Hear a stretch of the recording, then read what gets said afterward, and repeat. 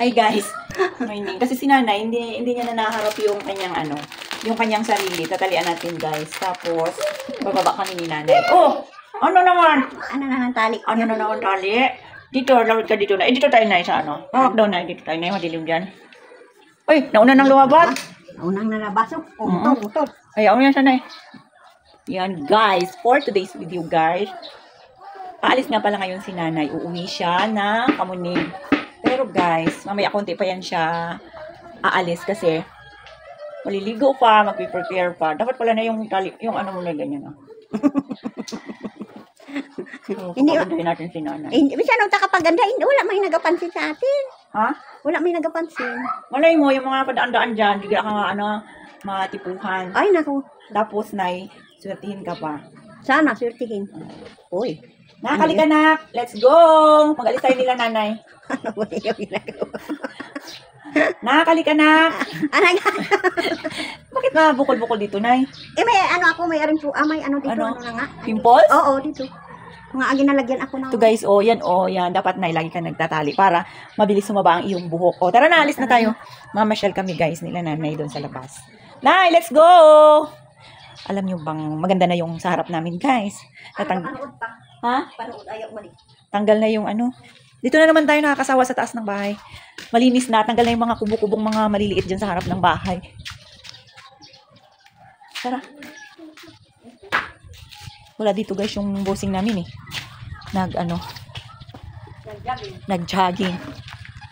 Sana siya? Tingnan mo. Maganda na siya guys. Pakita ko sa inyo. Yan kasi, yan dyan diba na may ito tayo row building dito. So ito guys yung nakikita nyo na yan. Yan, magiging maganda na yan siya. Mga ilang araw lang. Makikita nyo yan, meron na yung building na nakatayo dyan. So, meaning, guys, pagka nagka-building na yan dyan, igaganda na rin. Automatic, ito yung aming daan. So, kunting panahon na lang. Dahil nga eleksyon, malamang, di ba, Nay? Malamang pagagandahin na nila yung daanan natin. So, kunting panahon na lang, yun na ang paghalakhak ni Nanay. Oh, hi guys. Tapos guys, yan na nga, kunting panahon na lang, kaganda na ang aming daanan. At meron na kaming playground dyan guys. At yun na ang paghalakhak ni Nana. Oh, may dala ng pandesal. May baon ng pandesal. Ano yan ay? Ano? Wala siyang tsinelas. Ano na? Ay, kukunin ka. Sorry. Natawa naman ako guys kay nanay. Joke talaga. Uy, si Miming, natanghali ang gumising. Sarap ng tulog niya guys. Titignan muna natin kung may ice cream di pa ang natitira dito guys. So, pag wala na, dagdagan na naman natin. Alam niyo ba malakas ang ice cream dito sa mga bata? Kasi nga guys, di ba mainit ang panahon. So, naghahanap sila ng makakapagpalamig sa kanila na mura lang, di ba? So, titingnan natin yung ice cream. Wait lang guys. Punasan muna natin yung ating freezer. Tingnan muna natin guys. O, ayan. Kunti na lang ang laman. Ayun. Yung isa yun guys is pandan. At ito naman yung melon. So, gagawa tayo ulit ng melon dahil ubus na. Masarap siya sa mga bata. Masarap din naman yan. So, let's go guys. Dahil ayaw nilang bumaba, tayo yung aakyat. Mainit na ang panahon pero hindi pa nga dumadating si Big Boss guys. Nandun pa siya sa sports complex. Nag-jogging ang aming bossing. So, okay muna tayo guys. Dito na pala guys ang busing. So ito na natataranta na ang aming little boy. Suot mo na yung sleeper. Suot mo na yung sleeper dahil natataranta na, hindi na papasok. Ha? Ay, una na pula. Kunin natin yung una na pula. Excited? Excited? Ate ako, hindi na ma. Ano kayo? Ano niya na? Iwan kasi. Hilap niya ako? Wala. Oh, Joyride. Hindi magkano kami ng bigas doon. Wait lang, lapit lang. Bigas niya. Ba, kukuha na naman ng bigas. Ay, kuya. Ito ang bahay mo? Ito. Saan ka punta? Napusire yung nagawa ko ng pintura ko. Bagong nagawa dyan. Pintura? Anong bahay? Ginagawang bahay? Baka dyan sa baba. Dito kuya ako pa ganyan, no? Saka, dati lang siya sa kabila.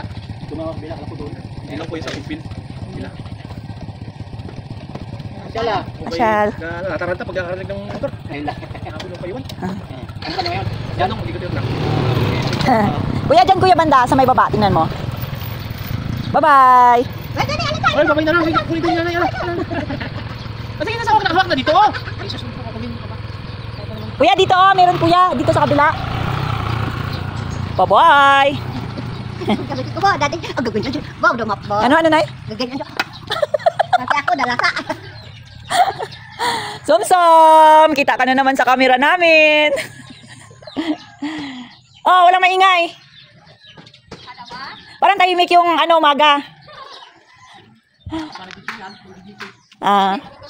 Ay, bakit magang gumising? Dito na ang mga layas. May dalang bigas. Pasok! Pagod ba? Pagod? Oops, ayaw na. Hindi na makaandar. Hindi makaakyat pala. Uy! Hello! Oroy, tinapon lang ang chocolate, Nay. Nay, hinati niya, Nay, tapos tinapon. Sayang. Sampo ka naman yan.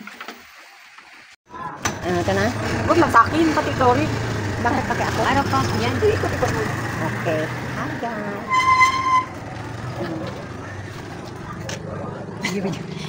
Pasirok si Nanay. Magpapasirok si Nanay ng mukha. Pasilog ako ng mukha.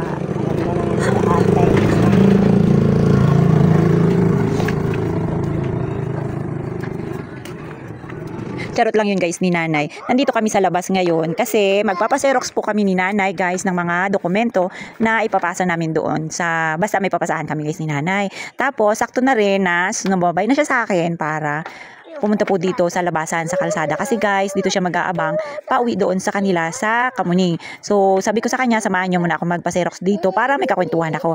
At sakto naman guys na pagpunta namin dito nandito si Lula ni Yayam na nakaupo at ayan nga po konting kwento-kwentuhan muna habang ako ay nagpapaserox dito. Nandito rin si Nanay guys, nag-aantay sa akin. Medyo mainit na nga po yan ng mga oras na yan. Pero nga guys, mabilis lang ang biyahe ni Nanay. At siguro mga 30 minutes lang ang kanyang biyahe. Simula dito sa amin, papunta doon sa kanila sa Kamuning. So kahit na ganun guys, kahit na mabilis nga lang yung oras, minsan lang si Nanay nakakawi. Kaya ayan, ngayon po yung oras ng kanyang pagpasyal sa kanyang anak at sapo.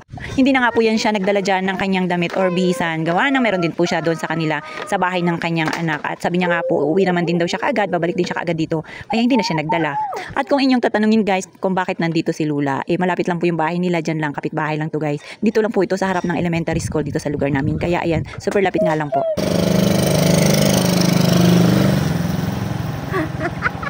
Kanina nga po ang tawanan namin dyan ni Nanay kasi guys, ang dami-dami niya mga naiisip na kalokohan. At ayan na nga po, wala po kaming helmet dyan kasi dito lang din po kami dadaan sa may looban at hindi na kailangan ng helmet. Ayan guys, ihahatid ko lang si Nanay. Tapos na po pala kami magpa-Xerox. Palabas na kami dito sa pinaka-highway.